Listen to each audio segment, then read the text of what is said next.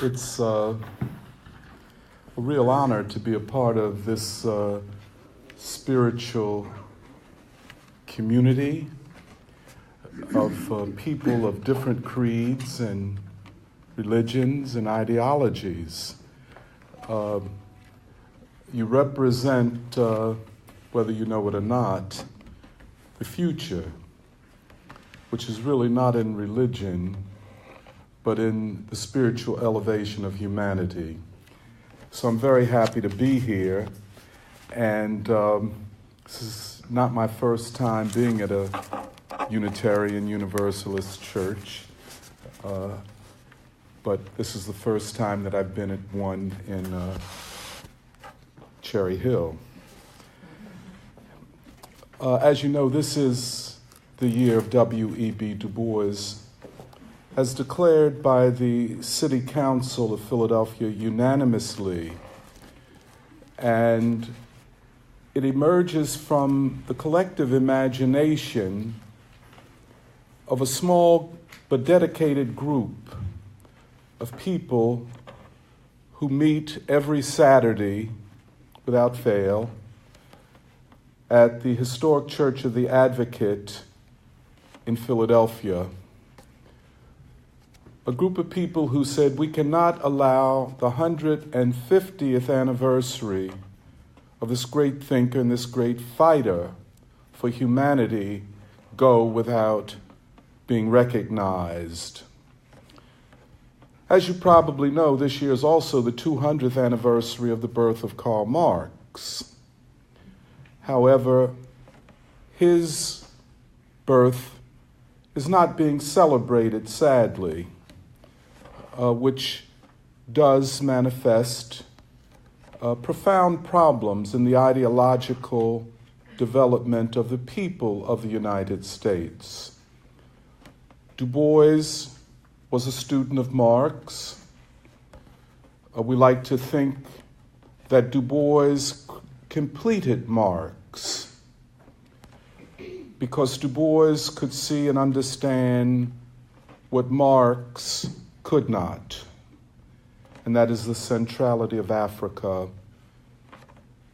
in humanity's development and certainly in its future.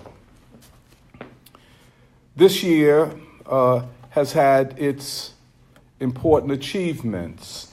As I mentioned, the City Council of Philadelphia declared unanimously the year of Du Bois in the city. The Camden City Council as well proclaimed this the year of Du Bois. In this year, we have held multiple seminars, conferences, and symposiums where we've educated tens of thousands of people about the writings of Du Bois. We have carried forward a program called Philadelphia Reads Du Bois, where twice a month throughout the city in churches and libraries and union halls and community centers, people gather to read various of the works of W.E.B. Du Bois.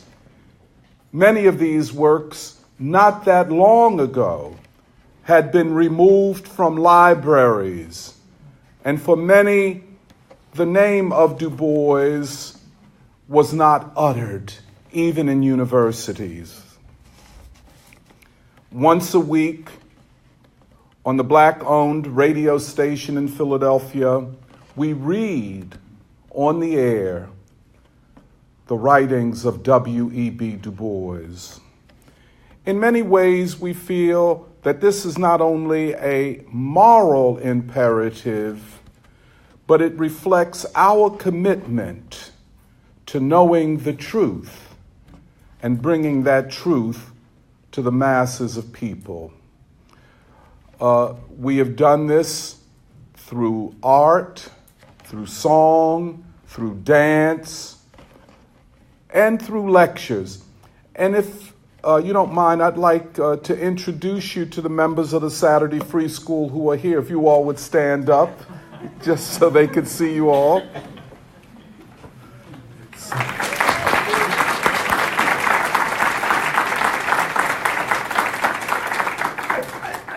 sign up too. I think you should, Marty. We are a group who come from every religion and spiritual community in the world, practically.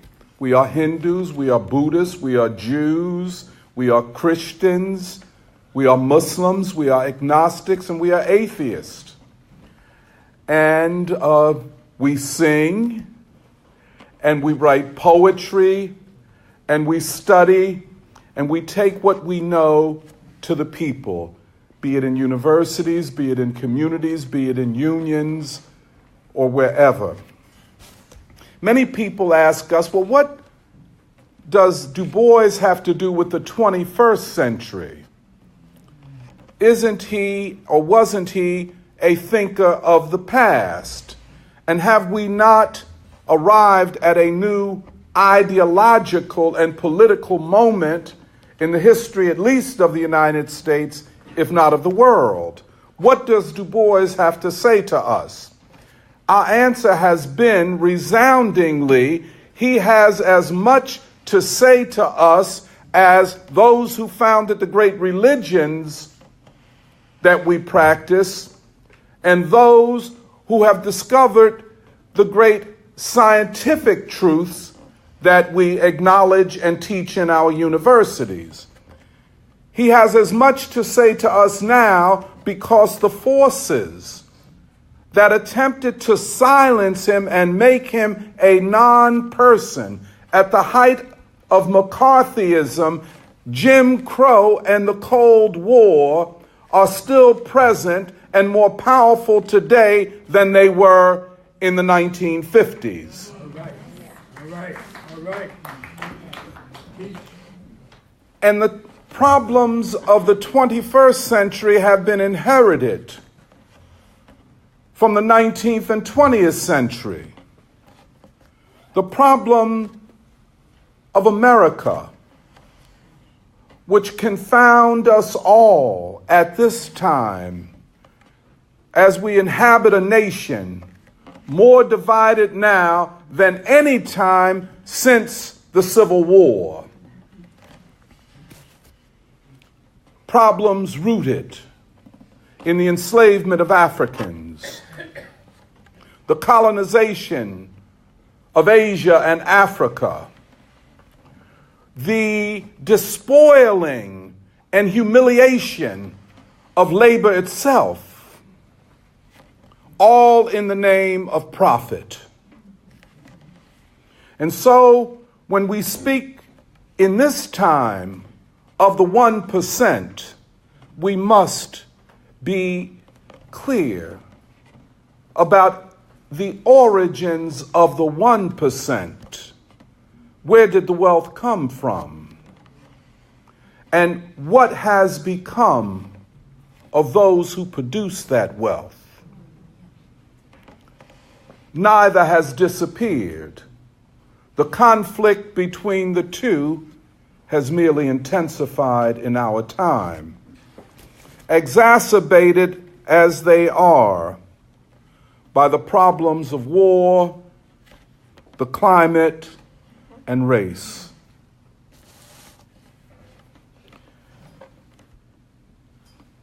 What I am saying, what I will speak about today, we've entitled, Blessed Are the Peacemakers. It was Du Bois who in the early 1950s, when he was arrested by the government of the United States for being an alleged agent of a foreign government, said to his own government, I'm not an agent of any government, including his own. I am an agent of peace, by which he meant he was an agent of humanity. But then, as they persisted, he would write in a book that celebrated his 83rd birthday entitled In the Struggle for Peace, Du Bois said, "Blessed are the peacemakers, for they shall be called communist." And then he continued, "Is that praise for the communist or condemnation for the peacemakers?" What was intended to be a smear upon him, he turned into its opposite. And he confronted the McCarthyites, the Cold Warriors, and the anti-communists with a fundamental truth: that all who stand for peace and justice and seriously sacrifice for them will ultimately be attacked by their own government. The government that Martin Luther King, some 15 years later, would define as the major purveyor of violence in the world.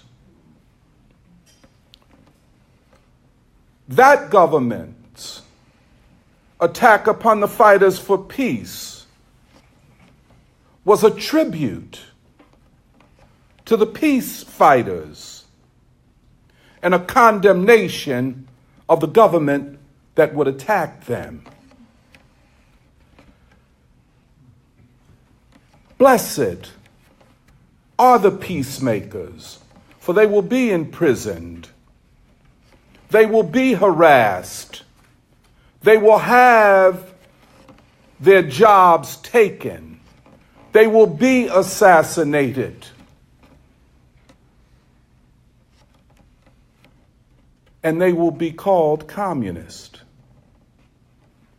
Du Bois never ran away from the controversial questions of his time. He stood up to the enemies of peace who wanted to define those who fought for peace, be it in Korea, be it in Vietnam, be it in Iraq, Afghanistan, Syria, Libya. To define the fighters for peace as somehow the enemies of the people, and the war makers as the defenders of the people and of democracy and of civilization. But now we're in a new and more dangerous moment, not just for Americans, but for humanity as such. And to understand what must be done at this time, we must retreat and give up the American-centered view that we must do for ourselves and let humanity go its own way. If we are to be saved, we must see ourselves as part of humanity, first and foremost, which means embedded in the darker races of the world, the majority of the human race. There is no salvation for Americans that is not a salvation for all of humanity, meaning African and Asian humanity. In a very ironic sense, we are compelled to put the interest of humanity before our own interest, and in so doing, dialectically stand up for ourselves in the most noble way.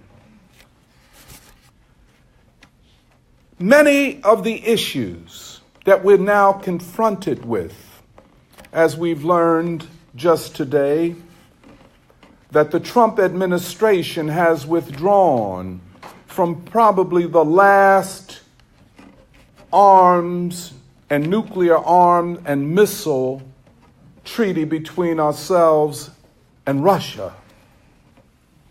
There is no diplomatic and treaty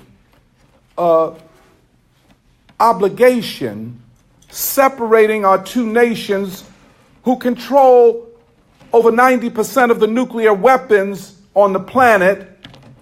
There's nothing separating us and them from nuclear war. There is no treaty, and as I can see, there is no peace movement calling for a détente and peaceful coexistence between these two most powerful military nuclear nations. But if that were not enough, a UN committee reported only a couple of weeks ago that we're close, that is only 12 years out from the point of climatic no return if something is not done immediately.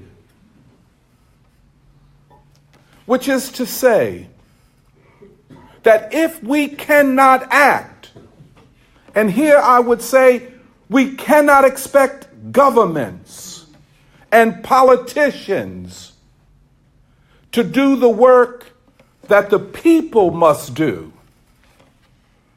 This is a people's problem, and the people must solve it. And in saying this, we recognize that the governments, even those that claim to be democratic, do not represent the people. Do not represent the people, and have taken the path of defending the 1% against the majority of us. Profit before the climate. Profit before people. Profit, more profit. The stock market is more important than whether our children or grandchildren can live on this planet.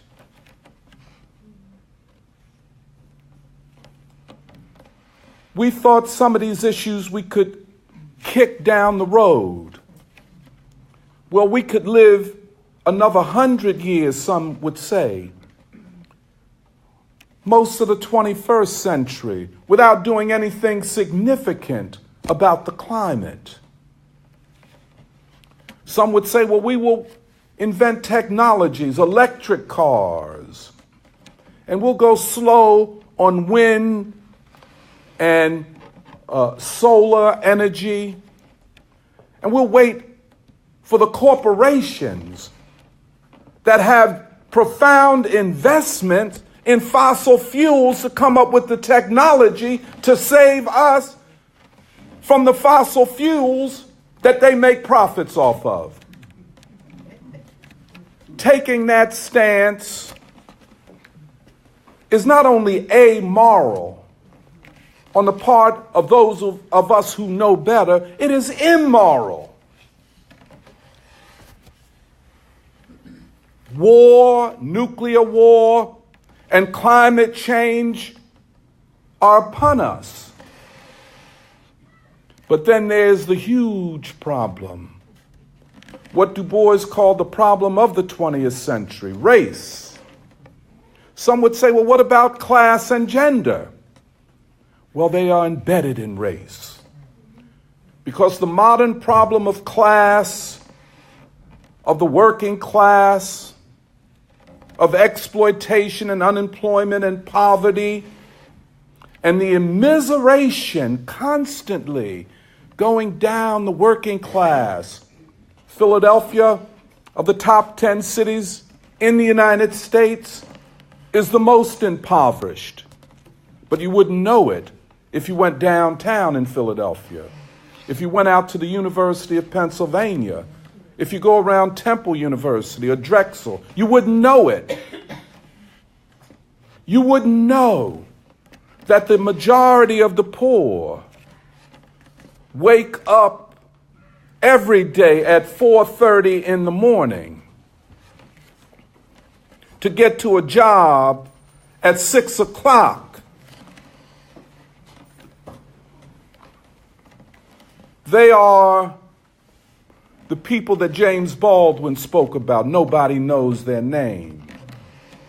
I'm interested in that woman because that's the heroine of our time, making the minimum wage and less, working long hours and can barely pay the rent or feed their children, but will not give up.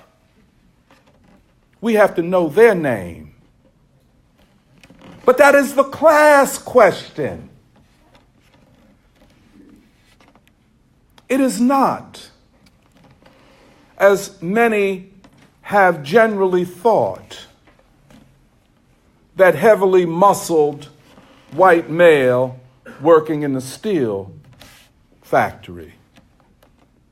The 21st century proletariat is that woman going to work in a hospital where if she gets sick, she can't even go to it. It is that woman in the eastern part of the Congo where civil war over the resources of that part of Africa is being fought, where the weapon of war is not just weapons, but rape. It is that woman in India, in Cambodia. That's the Me Too that I'm interested in.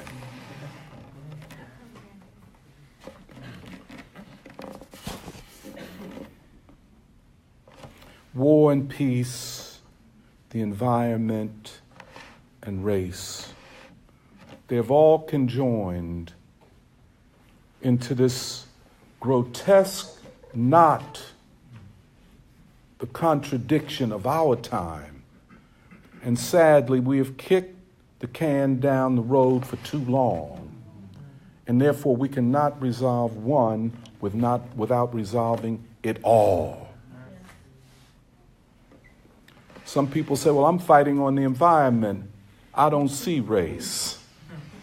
I'm fighting on the environment. I don't see war and peace. Well, you don't see the environment. Now, perhaps what I will say now might be thought of as a bit controversial. But I agree with Martin Luther King. Tomorrow is today. And unless we fight today properly and courageously, there is no tomorrow.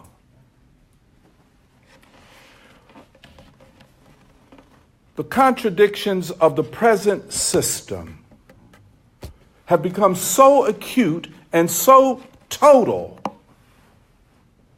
that we have to decide now that the present system is the problem itself. There is no resolving these great problems of the 21st century without addressing the system that produced them and reproduces them. Some would say, well, this is extreme leftist rhetoric. But the last time I read about the Unitarian Universalist, you all were considered the ultra-left of Protestantism. So I feel that I'm among fellow travelers. And of course, when you all, Homer Jack and others, had the courage, and James Reeve, I didn't know he was a Unitarian Universalist.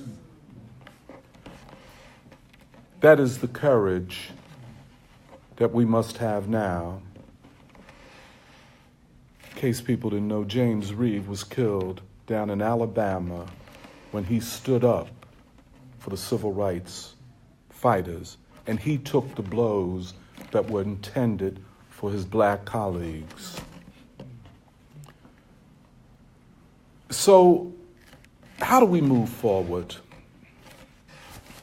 We have to say in no uncertain terms that this old system must be brought down. That as we fight for peace and as we fight for a future in the 21st and the 22nd century, there is no future under this form of capitalism, or for that matter, any form of modern capitalism. To move forward, therefore, we must move in our minds and in our actions, and as we educate ourselves and our friends, our colleagues, we cannot move forward without moving towards communism. When Du Bois said, "Blessed are the communists, for they shall be the peacemakers," that part of Du Bois is as important now as it ever was.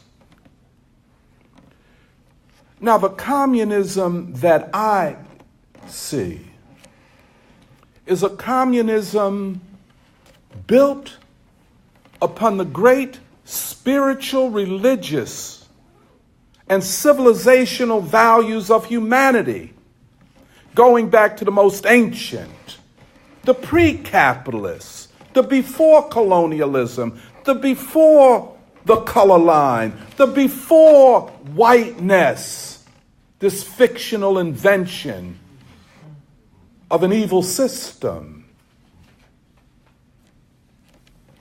Humanity in its majority, with all of the problems of the ancient world.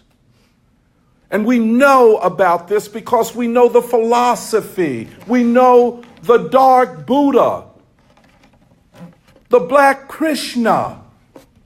We know what they said and wrote. We know Muhammad. We know that Christ, Jesus, he was not a capitalist. He was closer to what we would call a communist. But why should we fear that or be silent about it? We're talking about a 22nd century vision where all men and women are equal, where all children, no matter where they are in the world, are the only privileged group, where the environment and nature are seen as equal to humanity and must be saved if humanity is to be saved. But then what to make of what we have made and have become? What do we do with these cities, overpopulated all over the world? Well, let's just start with our own country. We must disaggregate these cities.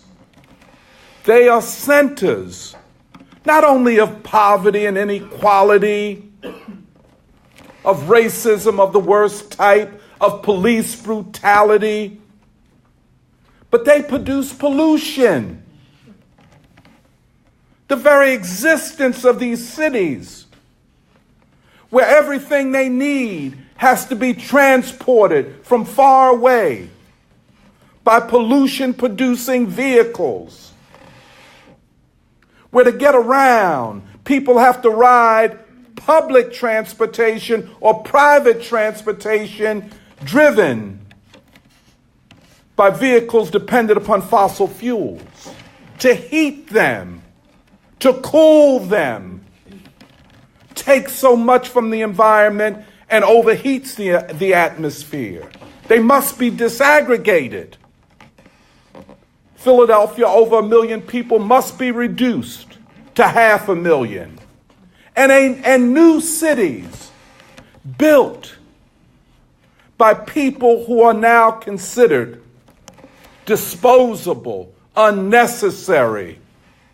New cities. Cities that are run and fueled, not by fossil fuel, but by the sun, water, and wind. Cities of no more than 150,000 that grow their own food, that educate their children. In fact, the main industry is the education of the children and of the population, where reading and poetry and music, not the study of war, becomes the ethos of them. Some say, well, this sounds like the New Deal. Yes, it does. But a different kind of New Deal. Communist city-states where the spiritual heritage of humanity becomes a part of the legacy of the heritage of the ontology of the people. Each would do its own thing. Some would say, well, what becomes of the great universities? And I put quotes around that. The University of Pennsylvania, Columbia University, Harvard University, these great centers of learning. For whom? They're great centers of learning if you can pay to get in. They gentrify the cities. They employ the poor only at the most menial, lowest paying jobs. Go to the University of Pennsylvania, this great liberal bastion of learning. You explain to me why 90% more of the professors and administrators are white or non-black, and all the people cleaning the offices, dealing with food service, without health insurance, without the possibility of educating their children, 95% of them are black. And I mean black.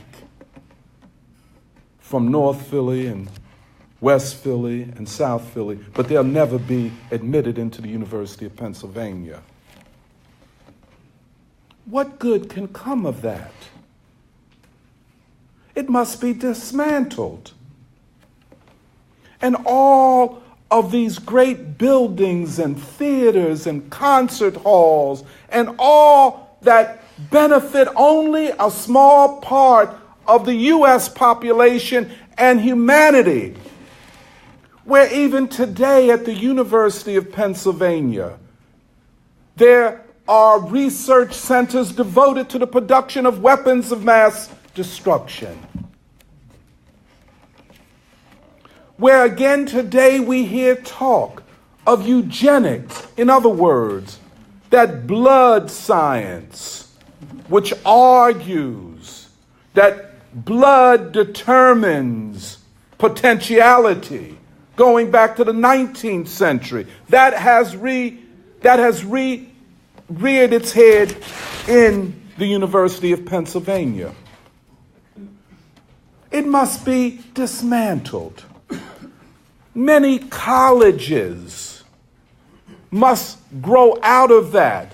But more than that, its resources, the funding that it gets from Philadelphia and does not pay any taxes, that must go to the people, to the new university, to the new understanding of humanity. Blessed are the peacemakers, because they have the courage to tell the truth. Blessed are the peacemakers, because they refuse to be silenced. Blessed are the peacemakers, because they're not interested in going along just to get along.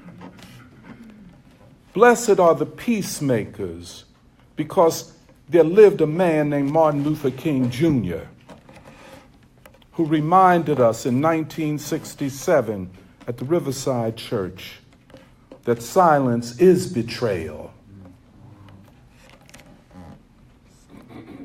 Silence, as Du Bois said, is based upon a syllogism of the satisfied. If I don't believe it, it's not true. And if you show me facts to prove that it's true, I'm still not going to believe it. Because I'm comfortable, I'm satisfied. We have to go forward. The nation state will eventually have to give way to the civilizational state. Africa does not need 54 nations. That exists primarily to make sure that the old colonialists can today be the new colonialists, and that African people will never be free. Africa needs perhaps 3 civilizational states reflecting the 3 or 4 distinct civilizations on the African continent. South Asia doesn't need Bangladesh, India, and Pakistan.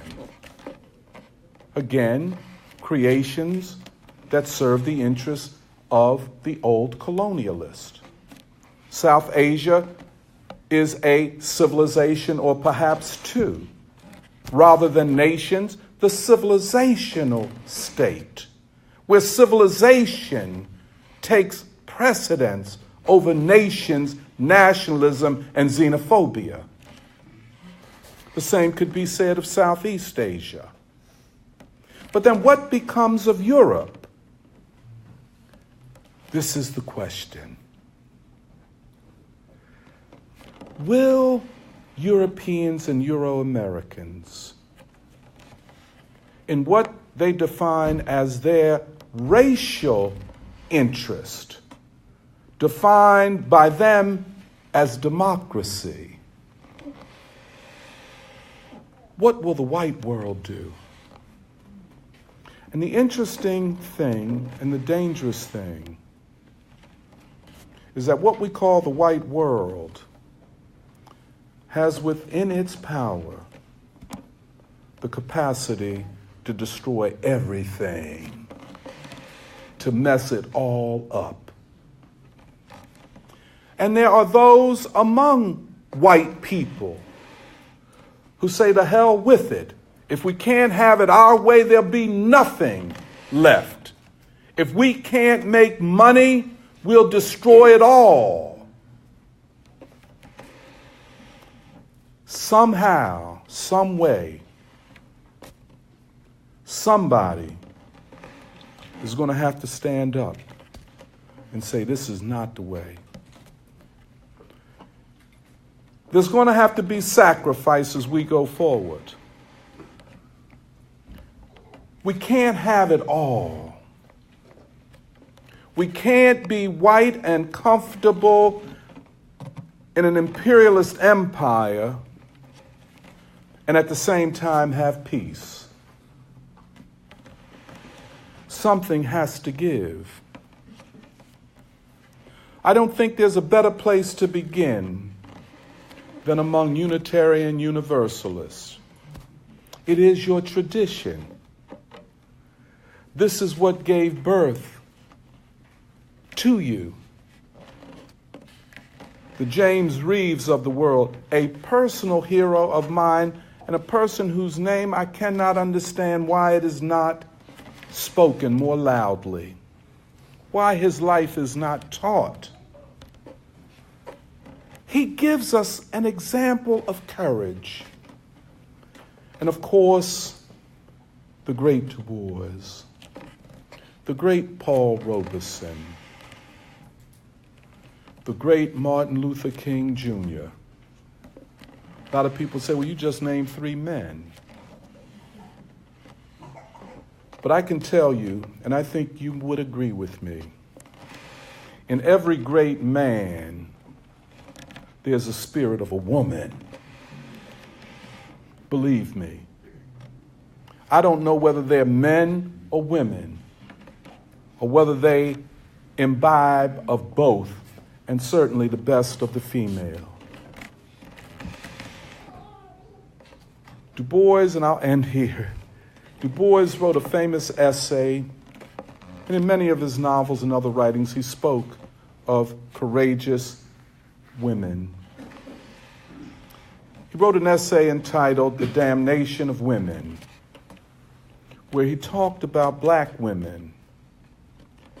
And when he describes them in his theoretical piece, he talked about a spirit rather than a physical manifestation. The spirit of the ancient African mother, as he called it. That spirit can embrace civilization itself. The fact that it does not says something about modern civilization. The fact that the spirit of the ancient matriarchy was destroyed in the process of creating the current system, where male-centered monogamy and male-centered polygamy became dominant over what should be an equal form of marriage and a way of deciding whose child you are. But this went along with the ancient matriarchy, ancient polyandry. People don't have to choose one or the other in a reasonable human civilization. But we should have the right to choose all 3. And we should have the right to reject the male-centered anything. And finally, I guess, it is what King called this new ecumenism. And in the free school, we try to live it. We try to exemplify it. The unity of Hinduism, Buddhism, Christianity, Islam, Judaism, Confucianism, Zoroastrianism, Sikhism, agnosticism, atheism, and more. But at the core of all of this is the agency of the artist, the poet, the musician, the scientist, and all seekers for truth. Let us go forward courageously. Let us stand up. Let us stand up for peace and justice. Let us stand up for those whose names we do not know, but upon whose shoulders right now we stand upon. That man or woman that wakes up at 4:30 in the morning to work in a factory where she or he doesn't make but a minimum wage. Let's stand up with them. Let's know their names. Let's fight for them. And in fighting for them, we fight for our common future. Thank you very much.